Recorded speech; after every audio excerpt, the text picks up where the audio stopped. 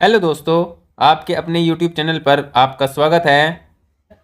और आज की वीडियो में हम बात करेंगे टीचर प्रोफेशन के बारे में कि कुंडली को देखकर ये कैसे जान सकते हैं कि कोई व्यक्ति टीचर बन सकता है या नहीं बन सकता है। टीचिंग के क्षेत्र में, टीचिंग की फील्ड में अपना करियर बना सकता है, नहीं बना सकता है, तो इस बारे में आज वीडियो में जानेंगे। आपको वीडियो अच्छी लगे तो प्लीज़ वीडियो को लाइक करें और चैनल को सब्सक्राइब जरूर करें। हमारे शास्त्रों में गुरु का स्थान सर्वोपरि माना गया है, गुरु की कृपा सर्वोपरि मानी गई है। जिस भी व्यक्ति पर गुरु की कृपा हो या गुरु का आशीर्वाद हो तो ऐसा व्यक्ति समाज कल्याण के लिए समाज में प्रसिद्ध होता है और समाज में मान सम्मान धन सब प्राप्त करता रहता है। ये ऐसा व्यक्ति मतलब सफल होता है। बिना गुरु की कृपा के ना तो व्यक्ति सफल हो सकता है, ना व्यक्ति ज्ञान प्राप्त कर सकता है और ना ही जीवन में समाज कल्याण के लिए कुछ कर सकता है, ना अपने धर्म को प्रचार प्रसार कर सकता है, ना धर्म के बारे में लोगों को बता सकता है। मतलब किसी प्रकार का एक जो अच्छा काम है वो गुरु के ज्ञान के बिना व्यक्ति नहीं कर सकता है, गुरु के आशीर्वाद के बिना नहीं कर सकता है। तो गुरु का हमारे शास्त्रों के अनुसार भी विशेष महत्व हमारे जीवन में बताया गया है। आज के युग में जो टीचिंग प्रोफेशन है ये अपने आप में एक बहुत अच्छा प्रोफेशन बन गया है या बहुत अच्छा प्रोफेशन है। व्यक्ति समाज में मान सम्मान धन प्राप्त करने वाला एक अच्छा प्रोफेशन होता है। व्यक्ति समाज में सम्मानित होता है और व्यक्ति को समाज बहुत अच्छे व्यक्ति के रूप में यहाँ पर देखता है। आज हम बात करेंगे कुंडली देखकर ये कैसे जान सकते हैं कि कोई व्यक्ति एक अच्छा टीचर बन सकता है, नहीं बन सकता है। क्योंकि देखिए टीचिंग का काम आजकल सभी कर लेते हैं जिनको कुछ काम नहीं मिलता है या नौकरी नहीं मिल रही है, किसी प्रकार का कोई काम स्थिर काम किसी के जीवन में नहीं हो रहा है तो वो टीचिंग स्टार्ट कर लेते हैं। लेकिन कुछ ऐसे होते हैं जो समाज में मान सम्मान प्राप्त करते हैं, एक अच्छे अध्यापक के रूप में जाने जाते हैं। लेकिन कुछ ऐसे होते हैं जो सिर्फ अपना काम करते हैं, बाकी उन्हें और कोई मतलब नहीं होता है। लेकिन कुंडली में हम एक अच्छे सम्मानित अध्यापक के योग को कैसे जान सकते हैं। देखिए ज्योतिष में दो ग्रह ऐसे हैं जिनको गुरु की पदवी प्राप्त है, जिसमें गुरु और शुक्र हैं। गुरु और शुक्र दो ऐसे ग्रह हैं जिनको गुरु की पदवी प्राप्त है। गुरु देवताओं के मतलब गुरु हैं और जो शुक्र हैं वो राक्षसों के दैत्य गुरु इनको कहा गया है। एक अच्छे शिक्षक के लिए मुख्य रूप से जो भाव को देखा जाता है, जो भाव बली होने आवश्यक हैं, उनमें एक तो लगन है। लगन आप किसी भी काम को देखिए उसमें लगन परम आवश्यक होता है। उसके बाद देखिए गुरु का जो काम होता है वो बोलने का काम होता है, बोलकर अपनी बात को कहता है, बोलकर अपने जो ज्ञान है उसको विद्यार्थियों को देता है। तो उसमें वाणी का बहुत बड़ा महत्व है। और जिसका दूसरा भाव अच्छा है, दूसरा भाव बहुत बली है, मजबूत अवस्था में है, वही व्यक्ति अच्छा शिक्षक बन सकता है। क्योंकि अच्छे शिक्षक की सबसे अच्छी पहचान यही होती है कि ऐसा व्यक्ति बच्चों को बहुत सरल तरीके से किसी भी विषय को समझाए और समझाने का जो तरीका होगा वो आपके तीसरे भाव से देखा जाएगा। तो दूसरा और तीसरा ये दोनों जो भाव है बड़े इंपॉर्टेंट बन जाते हैं किसी भी शिक्षक के लिए। क्योंकि तीसरे भाव से आप किसी के कम्युनिकेशन की बात करते हैं, किसी से बोलकर कैसा रिश्ता बनाते हैं, गुरु और शिष्य का कैसा रिश्ता होगा, गुरु किस प्रकार अपनी बात को समझा पाएगा, एग्जाम्पल के द्वारा समझा पाएगा या सिर्फ बात को बस जो किताबी ज्ञान है वो उसको दे पाएगा। किताबी ज्ञान बोलना है तो सिर्फ आप दूसरे भाव को दे सकते हैं, लेकिन जो एक कम्युनिकेशन बनाकर बात करनी है वो तीसरे भाव से देखा जाएगा। तो दूसरा और तीसरा यहाँ पर बहुत इंपॉर्टेंट भाव बन जाते हैं। और अपने आप में पंचम भाव ज्ञान का भाव है। व्यक्ति को ज्ञान होगा तभी व्यक्ति ज्ञान दे सकता है। और उसके बाद नवम भाव ये भी धर्म का भाव है। ज्ञान का भाव भी इसको कहते हैं, धर्म का भाव भी इसको कहते हैं और भाग्य भाव भी इसको कहते हैं। यहाँ पर दशम और एकादश, क्योंकि एकादश का मतलब यह है कि व्यक्ति जीवन में ग्रोथ करेगा। अगर यहाँ पर गुरु होंगे या गुरु से संबंधित योग बनेंगे तो व्यक्ति गुरु या मतलब टीचिंग के फील्ड में ग्रोथ पाएगा, अच्छा जीवन पाएगा। और जो 10वां भाव है ये अपने आप में कार्य क्षेत्र का होता है। तो ये तो किसी भी काम को देखने के लिए आप इस भाव को देख सकते हैं।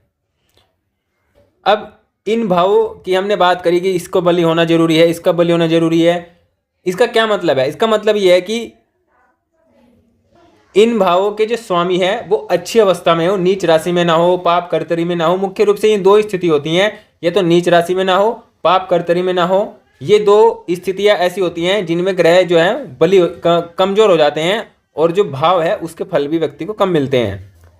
जैसे अगर हम बात करें किसी के तीसरे भाव में पापक ग्रह है लगन में पापक ग्रह है तो मतलब दूसरा भाव पाप कर्तरी में आ जाएगा। तो इस हिसाब से देखा जाए तो दूसरा भाव पाप कर्तरी में आ गया, और पाप कर्तरी में आने के कारण एक व्यक्ति अच्छा शिक्षक नहीं बन पाएगा, क्योंकि उसको जो बोलने की कला है, जो उसके बोलने का जो स्टाइल होगा वो किसी को पसंद नहीं आएगा, किसी को अच्छा नहीं लगेगा, तो दूसरा भाव होगा। तो इस प्रकार जिस जिस भाव की बात की जाती है उन भाव के जो स्वामी हैं और वे भाव पाप कर्तरी में ना हो, उनके भाव के स्वामी नीच राशि में ना हो, ये मुख्यतः आप देखिए। उसके बाद हम बात करते हैं ग्रह की। देखिए ग्रह की हम बात करते हैं तो गुरु का संबंध लगन से हो तो ये अपने आप में श्रेष्ठ अध्यापक बनाता है। गुरु का संबंध दूसरे भाव से हो तो ये भी अपने आप में एक अच्छा शिक्षक बनाता है। गुरु का संबंध 10वें भाव से हो, नवम से हो, एकादश से हो। मुख्य रूप से ये एक ऐसा स्थिति है, मतलब ये ऐसी स्थिति बनती है जिसमें गुरु अच्छा अध्यापक बनने की ओर कदम यहाँ पर बढ़ाते हैं। उसके बाद देखिए अगर हम बात करते हैं शुक्र भी यहाँ पर लगन में व्यक्ति को बहुत अच्छा शिक्षक बनाते हैं, और गुरु से अच्छा शिक्षक शुक्र बना सकते हैं यहाँ पर आज के समय में। 10वें भाव में शुक्र है तो ये भी अपने आप में एक अच्छा टीचर व्यक्ति बन सकता है। लाभ भाव में शुक्र है तो बन सकता है, दूसरे भाव में है, तीसरे भाव में है तो व्यक्ति अच्छा जो शिक्षक है वो बन सकता है। अगर हम कॉम्बिनेशंस की बात करते हैं तो लगन में गुरु और शुक्र हो, अगर इनमें से कोई एक नीच राशि में भी हो तो भी ये व्यक्ति अच्छा शिक्षक बन सकता है। लेकिन जब गुरु और शुक्र एक साथ होंगे, लगन में हो, दूसरे भाव में हो, तीसरे में हो, 10वें में हो, पंचम में, नवम, एकादश, नवम, दसम में हो, तो ये अपने आप में एक श्रेष्ठ स्थिति होती है कि व्यक्ति एक अच्छा शिक्षक बन सकता है। उसके बाद हम बात करते हैं गुरु और सूर्य की। गुरु और सूर्य को ज्योतिष में शिक्षक योग ही कहा जाता है, और शिक्षक योग का मतलब है कि लगन में अगर गुरु और सूर्य हैं तो ये अपने आप में अच्छा शिक्षक बनाने वाला होता है। दूसरे भाव में ये योग है, तीसरे में ये योग है, पंचम में, नवम में, दसम में का मुख्यतः इन्हीं भावों की आवश्यकता एक शिक्षक बनने के लिए आवश्यक होती है। तो गुरु और सूर्य एक साथ हैं तो भी अपने आप में एक अच्छा व्यक्ति अच्छा शिक्षक बन सकता है, सम्मानित व्यक्ति शिक्षक बन सकता है। इसके बाद हम बात करते हैं, देखिए जो बुध ग्रह होते हैं वो भी टीचिंग के होते हैं, मतलब टीचिंग प्रोफेशन को जोड़कर उनसे भी देखा जाता है। 10वें भाव में या कुंडली में गुरु और बुध हों तो भी एक साथ, तो भी ये अपने आप में एक अच्छा शिक्षक योग बनता है। टीचिंग ऐसे व्यक्ति अच्छा कर पाते हैं, अच्छा पढ़ा पाते हैं। बुध और शुक्र हों तो भी अच्छा व्यक्ति पढ़ा पाते हैं, अच्छा ये काम कर पाते हैं।